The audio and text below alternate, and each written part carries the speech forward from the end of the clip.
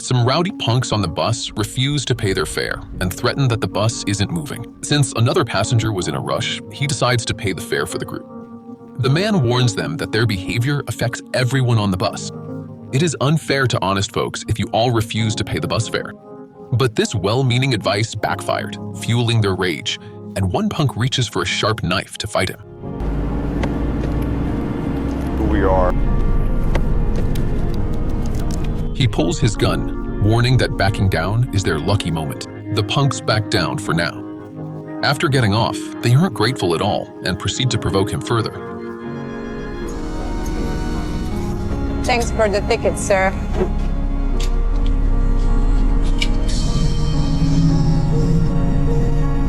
Sandus wants these young thugs dead. Nearby, a family of 4 eats dinner.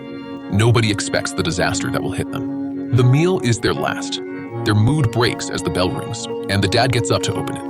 Sandus from the bus is outside, wanting to talk to the son. The father senses trouble and tries to shut the door, but he isn't fast enough because Sandus is already holding his silenced weapon.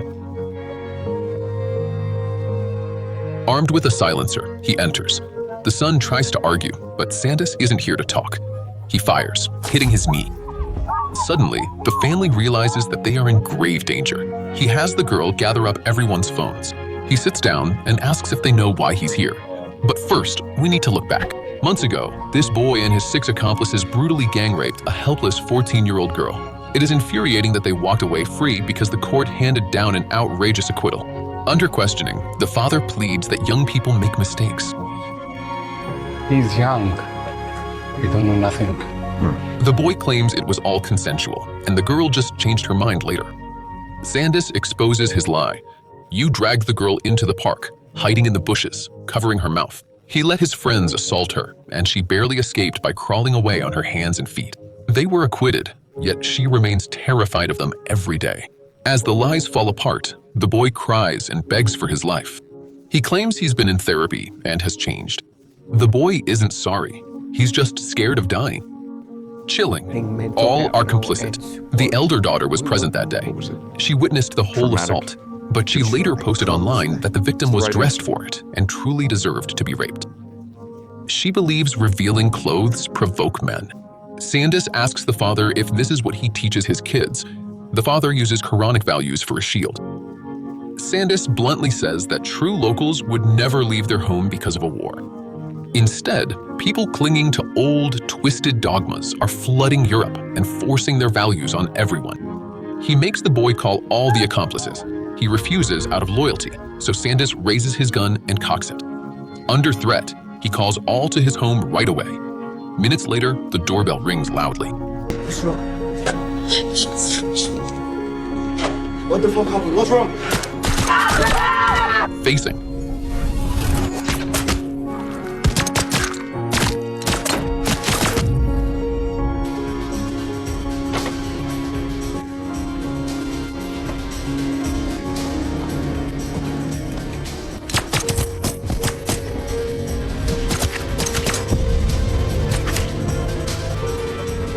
For these teens who dodged the law, Sandus kills them all. Since the law won't give victims fairness, he will step in to get them justice. Viewers find it controversial that his actions are too extreme. We must consider the reality of the migration crisis. Violence against women is surging, with innocent women getting attacked, even slashed while walking down the street.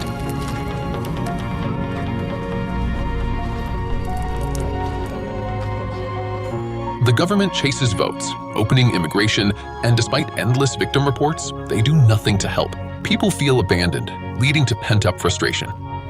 Thus, his vigilante methods gain much public support. Meanwhile, Agent Henry is under pressure to catch this mystery man and finish the job. Sandus doesn't hide his tracks. He is acting very high profile. He posts online, blasting politicians for hiding, never facing any danger. They lie to the public to keep them calm, while the state always fails to protect regular citizens from violent crimes. As tensions rise, more people support Sandus, putting greater pressure on the police. Henry investigates, but his theory is wild. He suspects Sandus is backed by a global terror group or a major power, having very little evidence. And it is not impossible that this terror group is a movement supported by Russian and/or Chinese government institutions. Now, on a bus, Sandis finds victims before punishing thugs to hear their pain. On his way, he encounters the rowdy punks from the bus.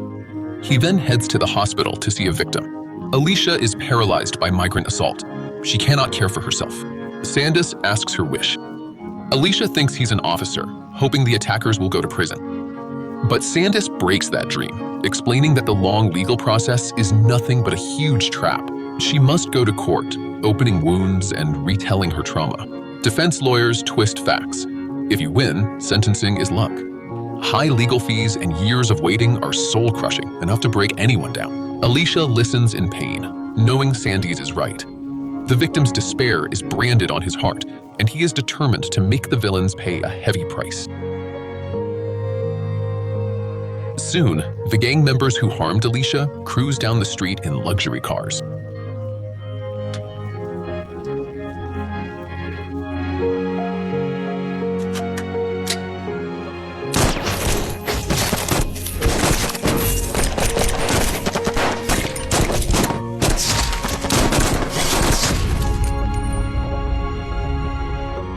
The lights turn back on, the gangsters lie dead, and Alicia's hate is settled. This shooting quickly draws police attention. Henry visits the hospital for clues. Alicia realizes the man who saved her is Sandis. She gives police fake testimony to protect the hero who speaks for the people. But a night at a bar almost gives him away. Henry spots a suspicious man at the bar. The guy secretly pours drugs into a glass to assault two girls. Sandis watches them and cannot stand by. He distracts them, swaps their drinks. They return and drink it, unsuspecting. Oh, I'm sorry. I can do it again. In seconds, the men pass out. Sandis steps forward and tells the shaken girl about their dirty schemes. He warns them to stay away from the men, while Henry watches everything from the dark shadows. Henry swipes the used glass to get his prints, successfully confirming his true identity. He's an ex-soldier with a fortune. His mother died in a brutal migrant attack. He's rich and collects millions in rent. Henry doesn't know the bar is Sandy's. When police take the glass, Sandis hears it and must advance his plans. The next morning, Sandis leaves his luxury villa to check on the 14-year-old girl, but he unexpectedly runs into those three bus punks in the park who are now bullying a young boy. Sandis stops them, warning them they were lucky he let them go. If he sees them bullying folks, he won't let it slide.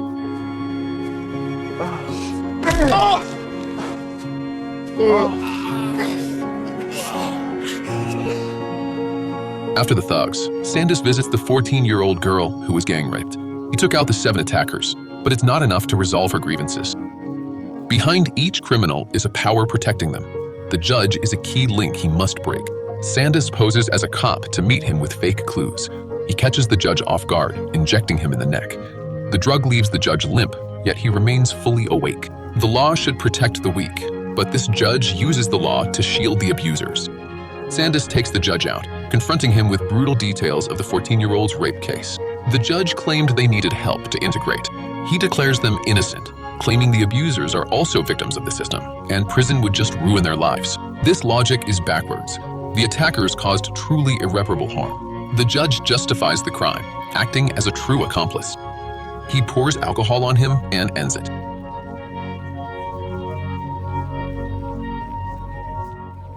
Henry tracks him to his villa. Police storm the place. Sandis had predicted the police raid, so he locked himself inside his own specially fortified home.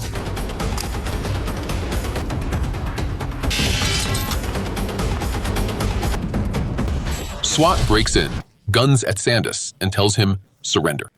Sandis says he doesn't want to hurt any regular officers, but if they stand in his way while he's trying to get justice for the victims, then he absolutely won't hesitate to force them away.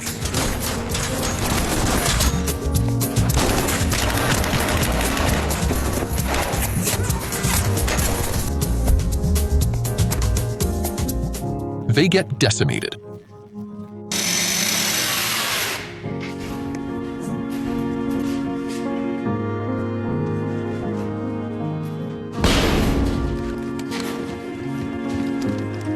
Sandis escapes through a tunnel, but the villa is a trap, causing a huge explosion that hits Henry.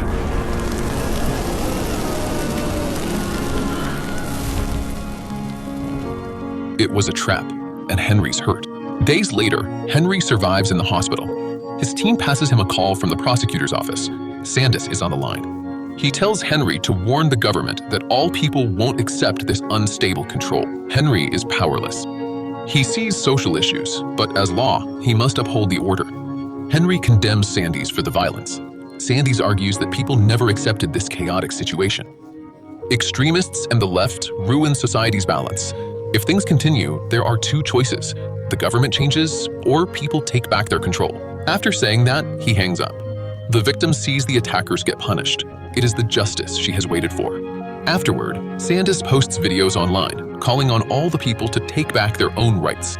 He says he wants to wake everyone up, believing people must learn to protect themselves so they don't get hurt. That wraps up the story. This film was banned in Germany. It clearly exposes the underlying flaws of the European government. They lack a global view, seeking gain. Not knowing blind immigration leads to chaos. This sets the film apart from other revenge stories. I'm Mood Movie. Catch you next time.